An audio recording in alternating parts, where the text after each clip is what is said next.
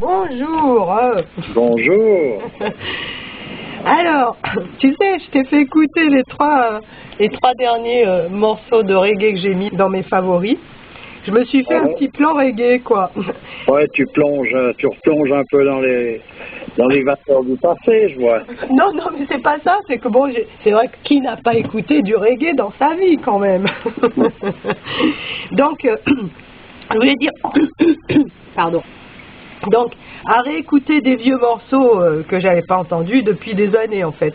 Et j'en suis arrivée à la conclusion qu'il faudrait mettre tout Guénon, tout Burkhardt, tout Chion en musique, quoi. Parce que je rigole, mais c'est des choses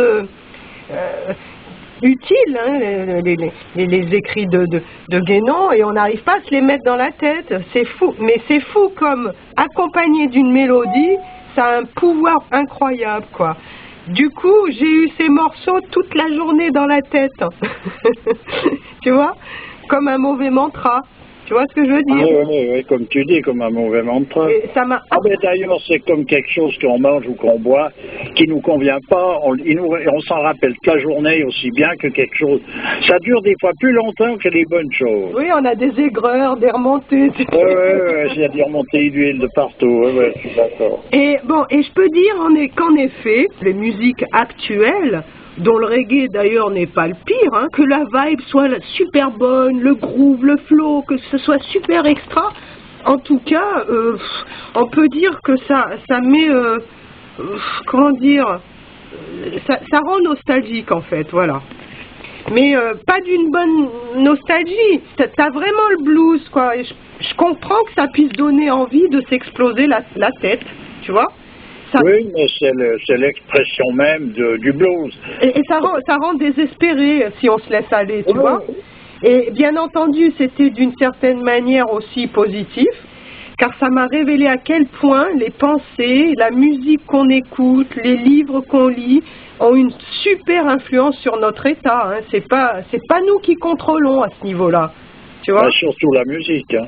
Alors, je sais pas qu'est-ce qu'ils utilisent en musicothérapie, mais j'ai bien peur que ce soit de la musicopathogénie plutôt. Oui, souvent. Parce que si on leur passe des news comme ça, bah bonjour. Ah non, ça sera pas ça, mais ça sera des trucs un peu baume tranquille qui vont passer. À la New Age. Oui, mais disons que la musique, elle est primordiale dans le sens que, on en a déjà parlé, elle rentre dans les 3 arts primordiaux. Oui. C'est-à-dire la poésie, la musique et la danse. À partir de là, tout se joue, c'est-à-dire que s'il y a une carence dans ces 3 arts primordiaux, tout le restant part inévitablement en vrille. C'est obligatoire. Oui, je comprends. C'est obligatoire, c'est comme tout, il y a un moment donné, la cause, elle prévaut sur tous les effets. Ce qui veut dire que s'il y a mal donne à quelque part au point de départ, c'est terminé. C'est pour ça que ces choses-là étaient réglées avec une précision, avec une... Tu vois, il y avait une insistance là-dessus qui pourrait paraître actuellement démesurée. C'était réglé comme sur du papier à musique. C'est le cas de le dire. Et comme on a sous prétexte de liberté, on a falsifié ces règles, c'est-à-dire on enlève les règles et puis tout le monde y va de la sienne, mais simplement le problème, c'est c'est un petit peu comme un barrage qui saute. J'ai du mal un petit peu à comprendre. Tu te rappelles ce livre de Tchernobokar où il y a eu une guerre parce qu'ils ont rajouté une corde à un instrument? C'est pas le livre de Tchernobokar, mais c'est dans la Chine antique, ce qui a été dit en tout cas. Rajouter une corde aux luttes et c'est la guerre. Ah non, c'était au chapelet, je confonds, tu sais. Ah oui, ils ont fait la guerre parce qu'il y avait c'était des histoires de clochers. Mais ça, c'est encore autre chose. Ça, ils avaient rajouté une perle au chapelet. Oui, mais c'était pas du tout le même cas de figure. Oui, c'était justifié ce rajout et ça a été mal pris par les puristes. Des personnages irascibles qui n'ont pas voulu démordre de leur position. Oui. Par rapport à la Chine, là, donc en rajoutant une corde, j'ai du mal à comprendre que ça puisse provoquer une guerre. Ben oui, parce que ça agit d'une autre manière, la musique a une autre répercussion sur l'ensemble de l'humanité, l'ensemble de la nature même des choses. puisque la musique, elle prévaut sur toutes les comment ce qu'il faudrait dire, toutes les occupations. Donc, rajouter cette corde amène à la guerre. C'est quelque chose de nouveau, il faut aller y mettre son nez un peu plus profondément. Là, moi, je fais de donner un résumé, un aperçu, comme ça, en passant. Et la musique est réglée d'une manière absolument précise. Il n'y a rien qui est laissé à volo. Oui, c'est-à-dire que ce rien en question, il correspond tout simplement au fait qu'un vrai musicien sur le plan traditionnel est un personnage qui est tout simplement l'instrument de la musique des sphères. Au même titre que les danseurs ou danseuses dansent, s'ils dansent par rapport à une divinité comme en Inde, la danse de Shiva, c'est Shiva qui danse à travers le corps des danseuses ou danseurs. Oui, ça tu nous l'avais dit. Voilà, mais c'est pas une... faut bien saisir que c'est comme ça, c'est pas une façon de voir, c'est la réalité des choses. Voilà, le problème, c'est qu'on a toujours tendance à croire qu'on fait des métaphores pour faire comprendre quelque chose qui est très romantique et très beau. Non, c'est la réalité des choses, voilà où elle se trouve. Alors moi, je t'ai fait écouter donc ces 3 morceaux, tu m'as dit c'est pas du reggae. Non, parce que bon, moi je suis pas un amateur de reggae, mais j'ai écouté une multitude de musiques, ces musiques nostalgiques, telles que du jazz vieux style, du reggae, des musiques de tous bords en fait, y compris de la guinguette parisienne, etc. De la musique de gitans, que ce soit sur le plan espagnol, tzigane. Il y a différentes qualités évidemment là-dedans. Mais ce que l'on retrouve toujours, il ne s'agit pas de musique traditionnelle, il peut y avoir des musiques folkloriques qui sont en quelque sorte des résidus qui se perpétuent à travers le temps, qui ont une certaine valeur, et ce reggae, il est venu amener une touche comme je l'ai dit, qui était provoquée par ce que je peux dire le paradis perdu, qui revient en souvenir. Oui. Parce que le souvenir, c'est quelque chose d'assez extraordinaire. La mémoire, tout d'un coup, on peut pendant des années et des années ou des générations perdre de vue une réalité ou la réalité des choses, et tout d'un coup, elle surgit.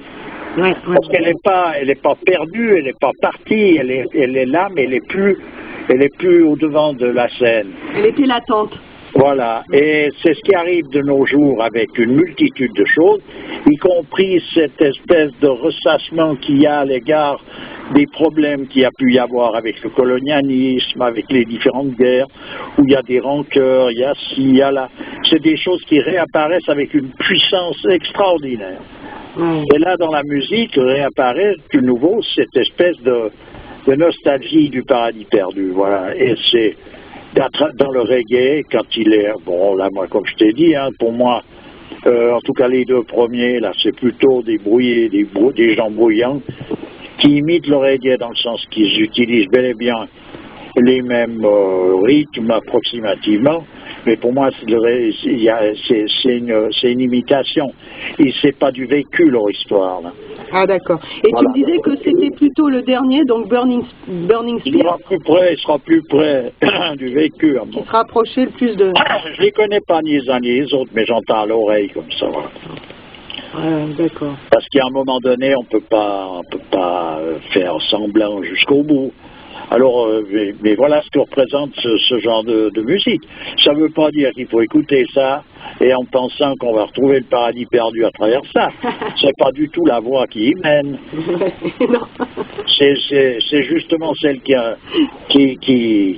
on pourrait dire que c'est de par ce bout-là qu'on s'en est éloigné, c'est-à-dire par des musiques dégénérées. Ouais, la preuve, puisque là, quand même la plupart de ces peuples, populations, tu as vu où ils en sont. On en arrive avec ça au paradis artificiel, dans le sens. Exactement. C'est le paradis à coup de pétard, quoi, c'est tout. Ouais. Alors, à part ça, il y a des choses sympas. Je parle pas sur tous les plans, mais dans la réalité, voilà ce qui se passe. c'est pas ça la musique, voilà. En tout cas, moi, j'ai vraiment senti là l'abaissement du taux vibratoire, tu vois, parce que je me suis retrouvée dans un état où j'ai pas aimé, voilà. Autant j'écoutais ça, mais alors comme une dingue à l'époque, je me nourrissais de ça. C'est une ivresse à un moment donné. Alors quand on est plongé dans cette ivresse, avec la fougue de la jeunesse en plus, évidemment, on part dans tous les décors possibles. Simplement, c'est des décors artificiels. Dis-moi un jour, tu vas venir avec ta guitare nous montrer un peu ce que tu sais. Oui, mais je ne trouve plus, donc qu'est-ce que tu veux que je montre? J'ai pas grand-chose à montrer. Mais si. Il y a des gens qui ont beaucoup de dextérité, qui peuvent jouer un morceau de musique. Moi, j'ai joué en amateur. On a une bonne série, ça m'a convenu d'ailleurs, j'aimais bien faire ça. Arrête de faire le modeste. Mais je pas... Je t'ai entendu jouer, c'est bon. Je suis pas virtuose, surtout que je joue plus depuis des années. Ouais, tu vas t'y remettre, hein? Oui, ben, c'est peut-être, on verra. Oui. Enfin bref, toujours est-il que voilà, la musique est donc quelque chose de primordial. Et il faut voir avec quel soin la musique traditionnelle est effectuée. Et c'est des choses qui ne sont faites que par des gens qui en ont la vocation déjà, au point de départ. Ouais. C'est-à-dire, ils font pas ça parce que ça leur plaît, parce qu'ils trouvent bien, parce que l'appréciation de l'individu là-dedans, on n'en tient pas compte. C'est pas en tout cas ce qui fait foi. Ce qui fait foi, c'est qu'un personnage, un musicien, il est choisi parmi des gens qui ont ça comme vocation. Ils sont venus au monde avec cette disposition-là et pas une autre. Ce qui veut dire qu'on nourrit cette disposition, on dirige toutes les règles de la musique sont dirigées par un maître et le personnage est réceptif à tout ça et englobe tout ça avec facilité. Pourquoi? Parce qu'il est tout ça. Ouais, d'accord. Faut pas oublier qu'il y a des personnages, moi j'ai vu, par exemple, il y avait un jour une chanteuse de l'Inde qui était à France Culture, je parle de ça il y a 20 ans, à 1h du matin. Bon, elle chantait des chants, des ragas et traditionnels. À un moment donné, elle vient chanter un morceau, et elle dit que c'est un morceau qui a été composé par tel et tel, je me souviendrai pas de son nom. Et elle dit qu'il avait composé des milliers de chants dévotionnels dans plus de 11 langues différentes et qu'il est mort à 28 ans. Je ne sais pas si tu vois le volume du type. Ah ouais. Dis donc. Ben voilà, c'est des volumes de cet ordre qui se retrouvent, c'est-à-dire que le musicien, il est la musique qui s'incarne sur Terre. Ça s'appelle de l'inspiration. Ben, il est la musique même. Ouais. Voilà ce qu'il est. Il est la musique. C'est pas quelqu'un qui est amateur puis qui trouve bien ou pas bien, qui a des goûts pour ci, pour là. Ça, c'est une autre histoire complètement. Là, il est cet instrument qui vient divulguer la musique des sphères. Il est un outil dans les mains de Dieu, quoi. Voilà, c'est ça. Mais c'est ça la musique. C'est comme tous les arts. Tout est comme ça. Dans la réalité des choses. Pour que les choses soient à leur état pur. C'est comme ça que ça va, c'est pas autrement. Voilà, autrement on est dans l'approximation, et puis l'approximation, ben, je vais te dire, c'est toujours, c'est boiteux jusqu'au bout des ongles, ça veut plus rien dire. C'est l'approximation, c'est les 9 vérités qui cachent le mensonge, c'est tout. Donc ça ressemble à quelque part à ci, à là, mais en réalité, ça n'a rien à voir avec. Voilà. Tu vois? D'ailleurs, on peut fabriquer un être même un chien, on peut le fabriquer, si parfait soit-il, s'il lui manque la vie, c'est fini. Et c'est l'essentiel. Là, en l'occurrence, c'est ça, un homme de vocation qui est nourri par le rayonnement de maître qui lui correspond. C'est comme une fleur qui s'épanouit, c'est comme une rose qui s'épanouit dans un jardin. C'est pas une rose en papier qui était posée là par je sais pas qui, tu vois. Il peut donner un souvenir, un vague souvenir de ce que pourrait être drôle. Mais attends, on est loin du compte. Ouais. Voilà. J'ai hâte de faire ces enregistrements là de ces musiques. On va s'en occuper là d'ici le printemps. Ah, oui, c'est pas moi, j'ai pas de moyen de m'en occuper. Non mais bon, il y a quelqu'un qui s'est proposé gentil. Alors déjà avec les 3 disques que j'ai amenés, il y aura déjà ça. Plus toutes les cassettes là qu'il y a. Bon, maintenant il faut pouvoir aussi mettre ce qu'il y a là sur les cassettes. Oui, ben, je vais essayer de les récupérer, ces cassettes. Voilà, et puis on va essayer de faire quelque chose là. Il faudrait essayer par internet de retrouver cette musique. Moi j'ai beaucoup aimé la musique de ce Sumatra, Java ou Sumatra, qui était faite chantée par le dernier groupe traditionnel, où il y avait une fille qui, pour moi, il y a des moments où j'ai l'impression d'entendre un oiseau. Ah oui, d'accord. C'est très particulier comme timbre de voix, c'est parce qu'ils ont un timbre, c'est très guttural, et c'est des sonorités auxquelles il faut se familiariser, parce qu'on est tellement habitué au bruit qui nous tourne de gauche et de droite, puis qui rentre uniquement dans le cadre sentimental, dans les bons cas, que ces musiques, souvent, elles peuvent nous laisser un peu désorientés, on a de la peine à pouvoir se reconstituer de manière à arriver à écouter ça avec harmonie, mais il suffit d'insister. Ouais. Et puis c'est peut-être pas non plus pour tout le monde, dans le sens que l'oreille musicale, c'est comme beaucoup de choses, elle n'est pas donnée à tout le monde. Oui, absolument. Et puis on peut avoir du plaisir à entendre du bruit. De nos jours, c'est d'ailleurs ce que j'aperçois le plus, c'est que je vois des gens qui se pâment devant du bacchanal. Si je dis bacchanal, c'est pas parce que ça me plaît pas, c'est pas un goût personnel, c'est que c'est tout simplement du bacchanal. Alors même si par exemple ça me plaît, je me trouve encore gêné de trouver plaisant quelque chose que je ne devrais pas trouver plaisant. Ouais. Ça veut dire que j'ai un endroit où je suis taré, puis que j'écoute des trucs qui sont complètement à côté de la question. Ouais.